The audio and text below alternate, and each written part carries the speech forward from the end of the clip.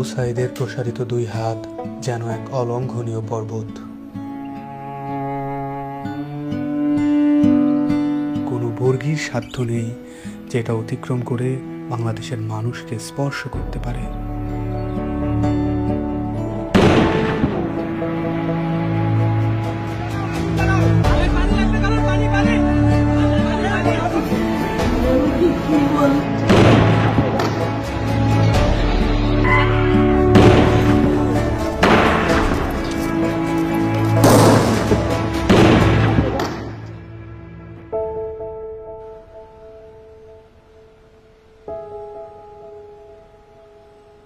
জুলাইয়ের পর থেকে বাবা প্রতিদিনই রাস্তার আশেপাশে হাঁটাহাঁটি করেন।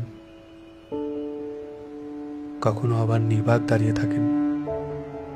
উনি সামনের দিকে তাকিয়ে থাকেন, কিন্তু আসলে কোনো দিকেই তাকান না।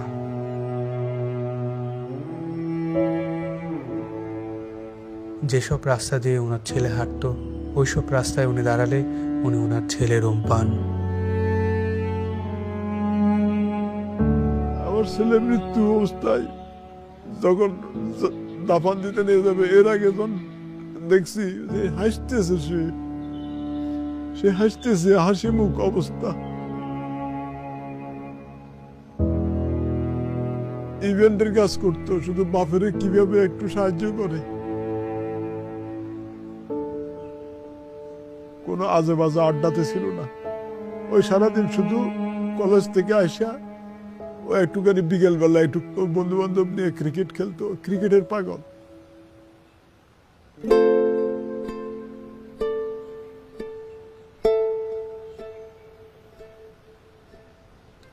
যে আমার পায়ের পাতা আছে এরকম একটা অনুভূতি হতো, কিন্তু আমি যখন হাত দিতাম তখন থেকে আমার পায়ের পাতা নেই, এরকম একটা প্রচুর অনুভূতি হতো। আমি অনেক কান্না করতাম। এই ব্যথার চেয়ে আমার ওই অনুভূতিগুলো আমার বেশি হতো, যে আমার পা আছে, আমি যখন হাত দিই তখন থেকে আমার পা নাই।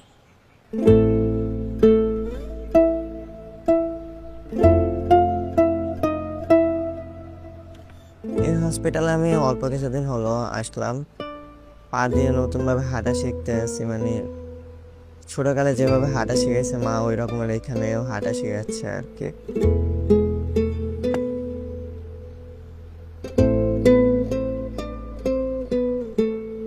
একটি প্রতিবন্ধী কিশোর, 7 বছরের বাচ্চা, ল্যাংড়া মানুষ যদি সংগ্রামে নামতে পারে, তাহলে আমি কেন বসে থাকবো ঘরে?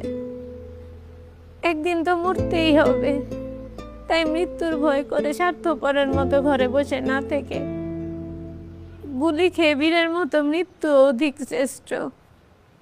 আমি যদি বেঁচে না ফিরি, তবে কষ্ট না পেয়ে গর্বিত হয়েও জীবনের প্রতিটি ভুলের জন্য ক্ষমা চাই। আনাস।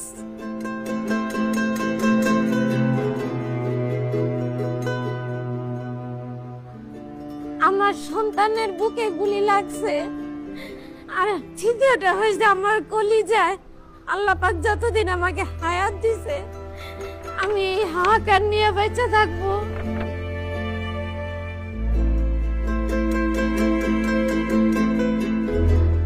প্রিয় বাবা আসলে আমাদের একটা কিছু না, কিন্তু চকলেট নিয়ে আসছে। প্রিয় বাবা নাই বাড়িতে, তখন বাইরে গেছে আর পুলিশ এসে ওকে ঘুড়ি মেরে দিয়েছে। আই মিস ইউ প্রিয় বাবা।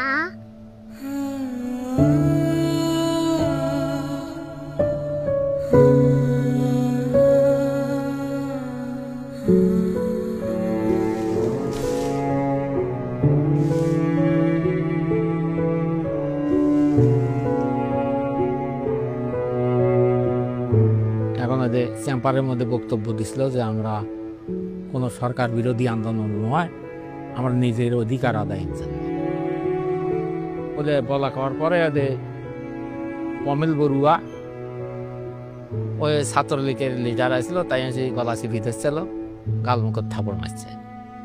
এখন ওই জন্যই ওর জেদ ধরে শহীদ হলো কি এখন ওটার ব্যাখ্যাটা আর আমি জানি না।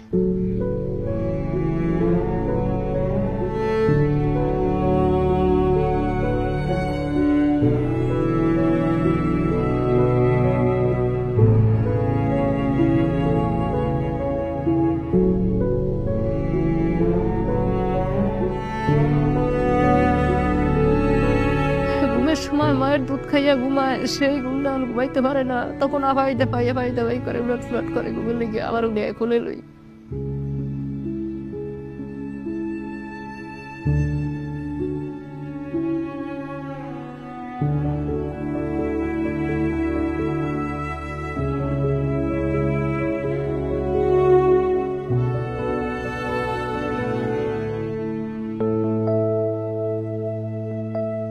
এখানে এসে যখন দেখি যে এখানে সবসময় ভাইয়া পড়াশোনা করতো, এই বিছানাতে থাকতো, এখন যখন দেখি ও নাই তখন একটা শূন্যতা কাজ করে মনের মধ্যে।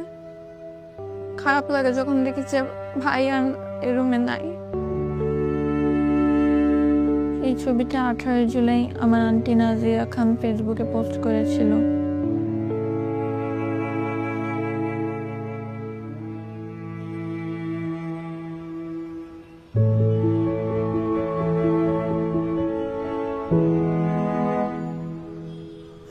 আজ কতদিন আমার ছেলে আমার মা কয়, আমার মাও কয় না, আমার বুক হয় না, কয় না আমার বাপ বেড়ে দে।